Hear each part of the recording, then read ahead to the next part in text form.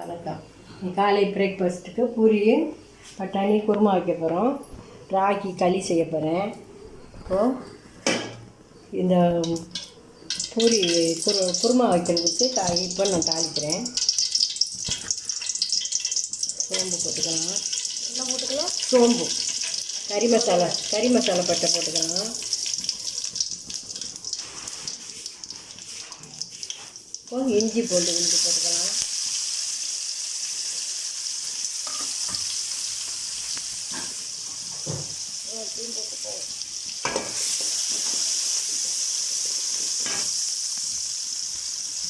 வெங்காயம், ஒரு வெங்காயம், பெரிய வெங்காயம் எடுத்து வச்சுருக்கேன். ஒரு வெங்காயம், பெரிய வெங்காயம்.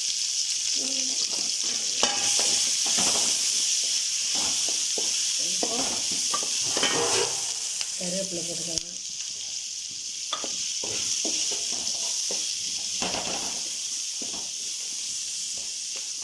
கொஞ்சம் முருங்கைக்காய், எல்லா காயும் அரிஞ்சு ஒரு ஆதி போட்டு வச்சுருக்கோம். கவிங்க மசாலா காய்க்கு ஒரு ஆதி காயெல்லாம் போட்டு வச்சுருக்கோம். அதையும் அதில் போட்டுக்கலாம்.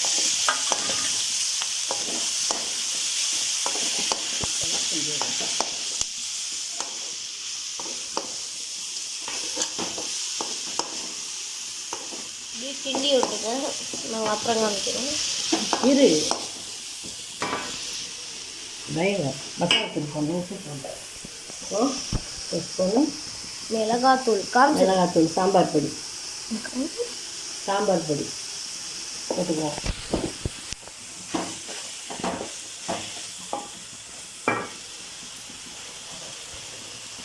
உப்பு தேவையான அளவு உப்பு போட்டுக்கலாம். ஏற்கனவே கொஞ்சம் காயில் போட்டுருக்கேன். உப்பு போட்டிருக்கோம். இப்போ இந்த காயை நல்லா வதங்கிடுச்சு. காய் நல்லா வதங்கிடுச்சு. இப்போ இந்த பட்டாணி வேக வச்சு வச்சுருக்கேன். அதை ஊற்றி அதில் ஊற்றிக்குவேன்.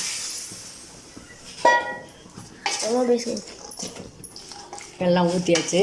இப்போ கொஞ்சம் தண்ணி ஊற்றி கொதிக்க விட்டு தேங்காய் அரைச்சி ஊற்றணும். மசாலா 2 ஸ்பூன், கரம் மசாலா 2 ஸ்பூன், அதான் சாம்பார் பொடி போட்டோம். இப்போ கரம் மசாலா 2 ஸ்பூன் போடுங்க. போட்டுட்டு கிண்டிடுவோம். இப்போது இந்த குருமாவே மத்தியானம் 5க்கும் வச்சுக்கலாம். இப்போ கொஞ்சம் நிறைய செஞ்சுட்டோம்னா பொரி கட்டிட்டு மத்தியானம் 5க்கு வச்சுக்கலாம். ரசம் வைக்க போகிறோம், கீரை பொரியல் பண்ண போகிறோம். அதனால் மத்தியானத்துக்கு சேர்த்துக்கலாம். இதை கொஞ்சம் தண்ணி ஊற்றி கொதிக்க வச்சு தக்காளி கொஞ்சம் அரைச்சி வச்சுருக்கேன். அது பாதி போட்டிருக்கேன். அது தாளிக்கும்போது அது கல் மாதிரி இருக்கிறதுனால கரைய மாட்டேங்குது. கொஞ்சம் மிக்சியில் அடித்து வச்சுருக்கேன். தண்ணியை ஊற்றி கொதிக்க விட வேண்டியதுதான். கொதிக்க விட்டோன்னு மாவு கரைச்சி வச்சுருக்காங்க. கோதுமை மாவு 1/2 டம்ளரு, கேவுரு மாவு 1/2 டம்ளர், அதை கரைச்சி களி செய்ய போகிறோம். தண்ணி கொதிக்க வச்சுருக்கேன். இந்த தண்ணியில் இதை கரைச்சி பாதி மாவு பவுலில் வச்சுருக்கோம். பாதி மாவு கொதிச்சதுக்கு அப்புறம் இந்த மாவை போட்டு கிண்டணும். களி செய்யணும். மாவு 2 ஒன்றா போட்டு இதை இப்போ அதை கொதிக்க விடணும். இந்த மாவு ஃபஸ்ட்டு நல்லா கொதி வரணும். இப்படி கொதிக்கிற தண்ணியில் ஊற்றினோம்னா கரைச்சி இந்த மாதிரி லிக்விடாக வரும். இந்த மாதிரி லிக்விடாக வரும்போது அதை நல்லா கொதிக்க விட்டுட்டு கொஞ்சம் நேரம் கொதித்ததுக்கப்புறம் இந்த மாவை போட்டு கிண்டணும். இது அரிசி போடாமல் சாதம் கலக்காமல் சும்மா களி செய்கிறது. இந்த களி பாருங்க கொதிக்குது. இந்த களி மாவு கரைச்சி ஊற்றுனது இப்படி கொதிக்க விடணும். கொதிக்க விட்டதுக்கப்புறம் இந்த மாவை போட்டு கொஞ்சம் நேரம் கொதிக்கட்டும். மாவை போட்டு கிண்டுவோம். அது அப்போ தானே கொதிக்கும்பொழுது அப்போ தான் மாவு நல்லா வேகும். கூழ் நல்லா கூழுன்னு சொல்லுவோம். நாங்கள் களின்னு சொல்ல மாட்டோம், கூழ். இந்த 2 மாவையும் ஒன்றா கலந்து வச்சுக்கலாம். கிண்டும்போது கொஞ்சம் கொஞ்சமாக தூவிட்டு கிண்டணும். கேவுரு மாவு மட்டும்தான் போடுவோம். இது கோதுமை மாவும் போட்டால் கொஞ்சம் நல்லா இருக்குன்ட்டு நான் போட்டிருக்கேன்.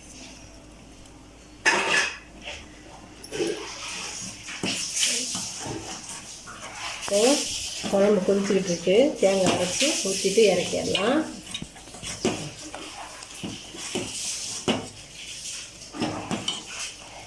கரைச்சி தான் தண்ணியை கொதிக்க வச்சு மாவு பாதி மாவை கரைச்சி ஊற்றினா தான் கட்டி இல்லாமல் நல்லா வரும்.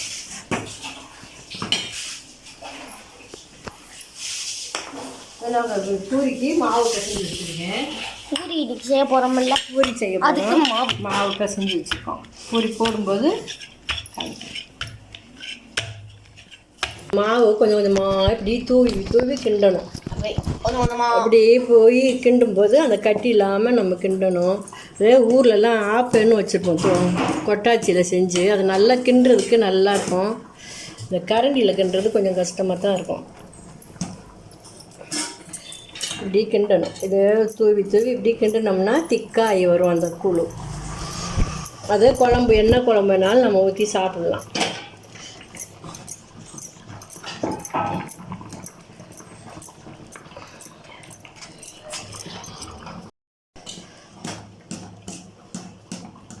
நல்லா கிண்டணும்.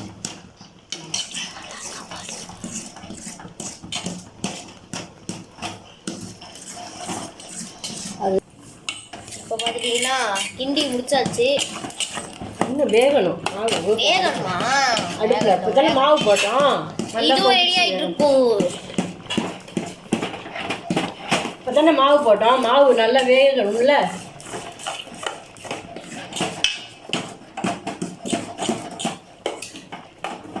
இது அப்படியே குழம்பு போட்டு தட்டில் ஆற வச்சு குழம்பு போட்டு சாப்பிட்லாம். ஒரு தண்ணியில் அப்படியே அந்த கரண்டியில் அப்படியே மொந்து வச்சோம்னா கல் மாதிரி இறுகிடும். அப்போ மத்தியானம் மோரில் கரைச்சி சாப்பிட்லாம். எப்போ வேணாலும் தண்ணியில் போட்டு வச்சோம்னா மோரில் எப்போ நமக்கு பசிக்குதோ அப்போ ஒரு கரண்டி எடுத்து போட்டு மோரில் கரைச்சி வெங்காயம் போட்டு சாப்பிடுவோம். ஏன்னா அரிசியெல்லாம் நான் கலக்காமல் கிண்டுறேன். அரிசி சேர்க்க வேணாங்கிறதுனால இது மாவு மட்டும் செய்கிறேன். இதுவே நல்லா எங்கள் ஊர்லலாம் அரிசி போட்டால் கூட நாங்கள் ஆட்டுக்கல்ல ஆட்டிட்டு மிக்சியில் அடிச்சுட்டு மாவாக தான் ஊற்றுவோம். அரிசி மாவாக முழுசாக அரிசியெல்லாம் போட மாட்டோம், நெய்யெல்லாம் போட மாட்டோம். தேங்காய் அரைச்சி ஊற்றியாச்சு. குருமா பாருங்கள் எப்படி இருக்குன்னு. கொத்தமல்லியை பொடியை அரைஞ்சிட்டு இதில் போட்டு இறக்க வேண்டியது தான். இப்போ களியும் யாருக்கு வேணுமோ நாங்கள் தட்டில் இந்த மாதிரி போட்டு ஆற வச்சுருவோம். இப்படி ஆற வச்சுருவோம். ஆற வச்சுன்னா ஆறினதுக்கப்புறம் நம்ம குழம்பு ஊற்றி சாப்பிடலாம். இப்போ இந்த களி எப்படி வெந்து போச்சுன்னு காமிக்கிறதுனா, இப்படி தண்ணியை தொட்டுட்டு இந்த விரலை நம்ம இதில் இப்படி தொட்டோம்னா அந்த விரலில் ஒட்டாமல் இருந்தால் கூழ் நல்லா வெந்து போச்சுன்னு அர்த்தம். கையில் ஒட்டுச்சுன்னா வேகலைன்னு அர்த்தம். இதுதான் பதம். இந்த களி செய்கிறதுக்கு பதம் வந்து தண்ணியை தொட்டுட்டு இப்படி கையில் தொட்டுட்டோம்னா அதில் கையில் ஒட்டாது. அப்போ நல்லா வெந்த கூழ்னு அர்த்தம். அப்போ வேகாத கூழ். வேகாததுன்னா கையில் ஒட்டிக்கிறோம். ஓ, இது எப்போ ரெடியாக வரும்? பசி இது. நல்லதான். இப்போ இதை இறக்க வேண்டியது. இதையும் இறக்கிற ரெடியாக. இப்போ குருமா ரெடி. அது கடைசியாக ஒரு கொத்தமல்லி கீரை அரைஞ்சி வச்சுருக்கேன். அரைக்கீரை மத்தியானத்துக்கு பொரியல் பண்ணி ரசம் வச்சுட்டோம்னா மத்தியானத்துக்கு இதுவே ஆகிடும். இறக்கி வச்சு லாஸ்ட்டாக சும்மா மேலே தூவிடுங்க. இப்போ அதை இறக்கி வச்சிடணும்.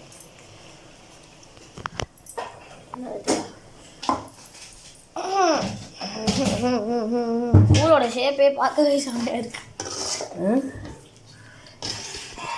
ஓகே, இது ரெடி. இப்போ பூரி காமிக்கணும். இப்போது தண்ணி ஊற்றி வச்சு அதில் இந்த மாதிரி போட்டு வைப்போம்.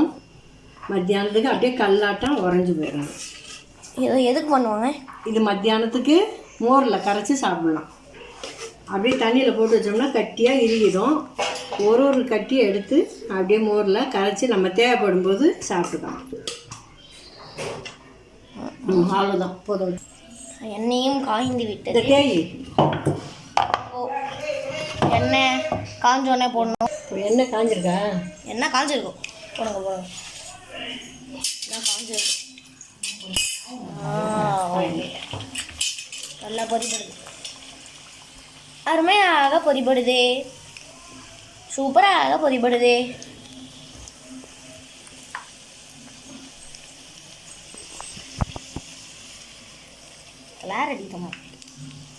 எண்ணெய் காயலப்பா. ஆயில் பாருங்க எண்ணெய் நல்லா சூடானனால சீக்கிரமா என்னதே அமுக்கி விட்டா தான் என்ன தண்ணி பண்ணுற அது அந்த ஓட்டை நான் சொன்னேன்ல அது வெடிச்சு பாருங்க நல்லா உப்பி வருது சூடாகுது பாருங்க நல்லா உப்பி வந்திருக்குதா சூப்பராக இருக்கு பார்க்கவே எம்மியாக இருக்கு சாப்பிடணும் போல இருக்கு பாருங்க எத்தனை பொரி எடுத்து வச்சிருக்கோம் சூப்பராக வந்திருக்கு களி அதே எடுங்கப்பா களி 3த்தையும் சேர்த்து காமிப்போம் சூப்பராக இருக்கு ஓகே இந்த வீடியோ பிடிச்சிருந்தா லைக் பண்ணுங்க